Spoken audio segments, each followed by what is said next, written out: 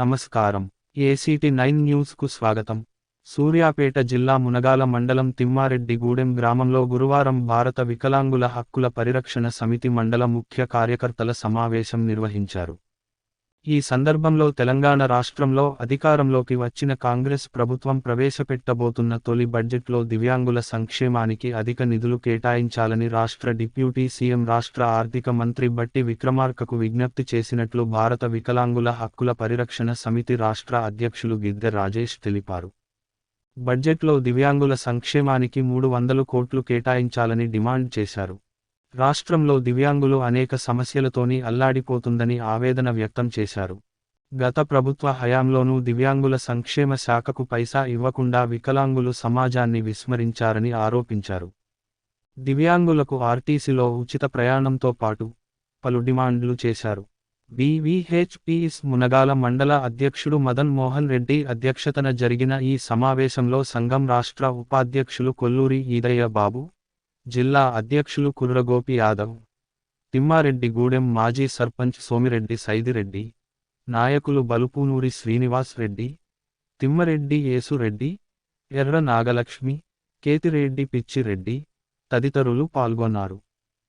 రాష్ట్ర ఆర్థిక మంత్రికి ఉన్నటువంటి మా యొక్క బట్టి విక్రమార్క గారికి భారత వికలాంగుల హక్కుల పరిరక్షణ సమితి రాష్ట్ర కమిటీ పక్షాన మేము విజ్ఞప్తి చేస్తున్నాం. గతంలో ఆర్థిక మంత్రిగా ఉన్నటువంటి హరీష్ రావు గారు మమ్మల్ని విస్మరించారు. మీరు ఆ చారిత్రక తప్పిదాన్ని చేయొద్దు. మా వర్గం అనగారినటువంటి వర్గం, బలహీన వర్గం, అట్టడుగు నుండి దుర్భర జీవితాలు గడుపుతున్నటువంటి వర్గం వికలాంగుల సామాజిక వర్గం. కాబట్టి మరి వికలాంగుల సామాజిక వర్గం సకలాంగులతో సమానంగా జీవనం గడపాలంటే ఖచ్చితంగా బడ్జెట్ లో మాకు తమాషా ప్రకారం మాకు రావాల్సినటువంటి వాటా దక్కాల్సినటువంటి అవసరం ఉంది. కాబట్టి మరి రాష్ట్ర గౌరవ మంత్రివర్యులు, మరి ఉప ముఖ్యమంత్రి వర్యులు బట్టి విక్రమార్క గారు మా యొక్క డిమాండ్లను నెరవేర్చే విధంగా, మా యొక్క ఆకాంక్షలకు అనుగుణంగా బడ్జెట్ లో వికలాంగుల సంక్షేమ శాఖకు నిధులు కేటాయిస్తారని చెప్పేసి మేము ఆకాంక్షిస్తున్నాం.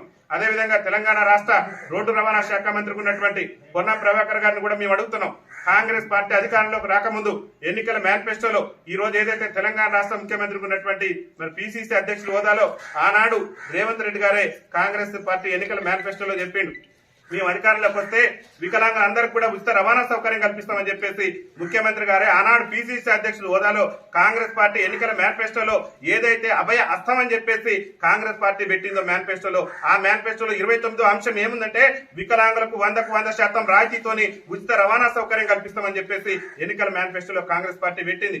సకలాంగుల మహిళలకు ఇవ్వాలా అంటే అన్ని సక్రమంగా ఉన్నటువంటి సకలాంగుల మహిళలకు రాష్ట్ర ప్రభుత్వం ఖచ్చితంగా ఉచిత ప్రయాణం ఇస్తానన్నది, ఖచ్చితంగా ఉచిత ప్రయాణం ఇచ్చింది. కానీ అట్టడుగు నుండి దుర్భర జీవితం గడుపుతూ వైకల్యంతో బాధపడుతున్నటువంటి మా వర్గానికి ఉచిత ప్రయాణం కల్పించడంలో మరి ముఖ్యమంత్రి రేవంత్ రెడ్డి గారి ప్రభుత్వానికి ఉన్న అడ్డంకులు ఏందో, ఇబ్బందులు ఏందో మాకు అర్థం కావట్లేదు. దయచేసి ముఖ్యమంత్రి గారిని భారత వికలాంగుల హక్కుల పరిరక్షణ సమితి రాష్ట్ర కమిటీ పక్షాన్ని మేము ఒకటే డిమాండ్ చేస్తున్నాం. మీకున్న ఇబ్బందులు ఏందో మాకు తెలియజేయండి. ఏ ఇబ్బందులు లేకుంటే అత్యవసరంగా వికలాంగులకు కూడా ఉచిత రవాణా సౌకర్యం కల్పించే విధంగా వికలాంగులకు మరి ఉచిత రవాణా కల్పిస్తున్నట్టు మీరు వెంటనే అధికారికంగా ప్రకటన చేయాలని చెప్పేసి మేము ముఖ్యమంత్రి గారిని విజ్ఞప్తి చేస్తున్నాం. తెలంగాణ రాష్ట్రంలో అనేక మంది వికలాంగులు ఇల్లు లేక, కూడు లేక, గూడు లేక ఇబ్బంది పడుతున్నారు. మేము ఒకటే కోరుతున్నాం, మీరు ఏదైతే మరి గృహ నిర్మాణ శాఖకు సంబంధించి ఇందిరమ్మ ఇల్లు అని చెప్తున్నారో ఆ ఇందిరమ్మ ఇళ్లలో కూడా వికలాంగులకు వివాహంతో సంబంధం లేకుండా, ఎందుకంటే మా వికలాంగులు వైకల్యంతో బాధపడుతున్న కొంతమంది వివాహాలు చేసుకోవడానికి నిరాకరిస్తారు. మరి అట్లా వివాహం కానటువంటి మా వికలాంగుల సోదరులు ఇల్లు లేక ఇబ్బంది పడుతున్నారు. మరి మీరు పెట్టినటువంటి నిబంధనలో కొన్ని షరతులు విధించైనా సరే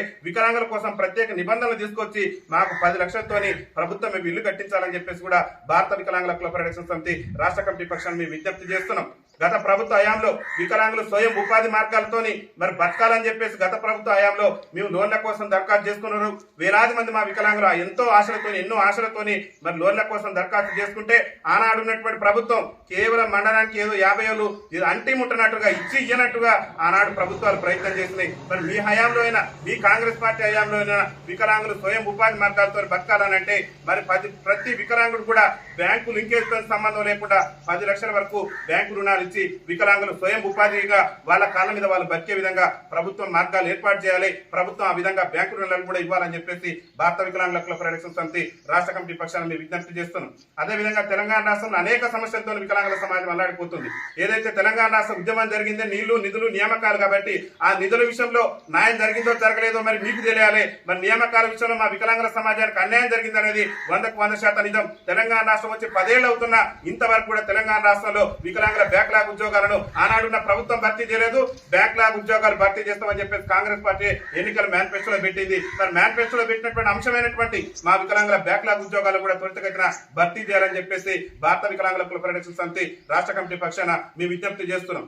ఇవాళ తెలంగాణ రాష్ట్రంలో నిత్యావసర వస్తువుల ధరలు విపరీతంగా పెరిగిపోయినాయి. మరి నిత్యావసర వస్తువుల ధరలు పెరిగినాయి కానీ తదనుగుణంగా కాంగ్రెస్ పార్టీ ఎన్నికల మేనిఫెస్టోలో చెప్పిన విధంగా ఏదైతే మేము అధికారంలోకి వస్తే 6,000 రూపాయలు పింఛన్ చేస్తామని చెప్పారు. మరి ఇలా అధికారంలోకి వచ్చి 2 నెలలుగా వస్తుంది. మా పింఛన్ ను గత నెలలోనే అమలు చేస్తారని మేము ఆకాంక్షించినాం. కానీ ఆ పింఛన్ ఇంతవరకు కూడా అమలు చేయలేదు. కాబట్టి ఆ పింఛన్ ను వీలైనంత త్వరితగతిన అమలు చేసే విధంగా కూడా గౌరవ ముఖ్యమంత్రి గారు చర్యలు తీసుకోవాలని చెప్పేసి కూడా భారత వికలాంగుల కుల పరిరక్షణ సమితి రాష్ట్ర కమిటీ పక్షాన మేము విజ్ఞప్తి చేస్తున్నాం.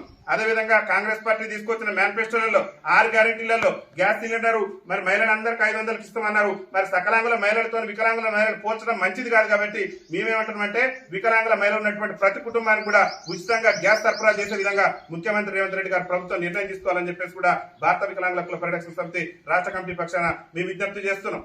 నిన్న నల్లగొండలో జరిగినటువంటి వికలాంగుల దినోత్సవ సభలో పాల్గొన్న మంత్రి గారు కోమటిరెడ్డి వెంకరెడ్డి గారు నిన్న నల్లగొండలో జరిగిన వికలాంగుల దినోత్సవ సభలో పాల్గొని ఏం చెప్తున్నట్టే మంత్రి గారు, మా కాంగ్రెస్ పార్టీ వికలాంగుల సంక్షేమం కోసం కృషి చేస్తుంది, మా కాంగ్రెస్ పార్టీ వికలాంగుల అభివృద్ధి కోసం కృషి చేస్తుంది అంటుంది. కానీ వికలాంగులకు ఇచ్చిన హామీని నిలబెట్టుకుంటుందని మాత్రం మంత్రి గారు చెప్పలేకపోయిండు. ఎందుకనంటే ఆల్రెడీ మీరు సకలాంగుల మహిళలకు ఆర్టీసీలో 100% రాయితీ మీద ప్రయాణం కల్పిస్తున్నారు. కానీ అట్టడుగు నుండి వైకల్యంతో బాధపడుతూ బతుకు జీవుడా అంటూ కాలం వెల్లదిస్తున్న మా వికలాంగులకు ఉచిత రవాణా సౌకర్యం కల్పించేందుకు మరి ఎందుకు ప్రభుత్వం కృషి చేయట్లేదో గౌరవ మంత్రి సమాధానం చెప్పాలని చెప్పేసి కూడా మేము విజ్ఞప్తి చేస్తున్నాం. గౌరవ మంత్రివర్యులు ఈ ఉమ్మడి నల్గొండ జిల్లా అంటేనే వికలాంగుల జిల్లా. మరి ఈ ఉమ్మడి నల్గొండ జిల్లాకు త్వరలో జరగబోయేటటువంటి పార్లమెంట్ ఎన్నికలు ఏదైతే ఉన్నాయో మరి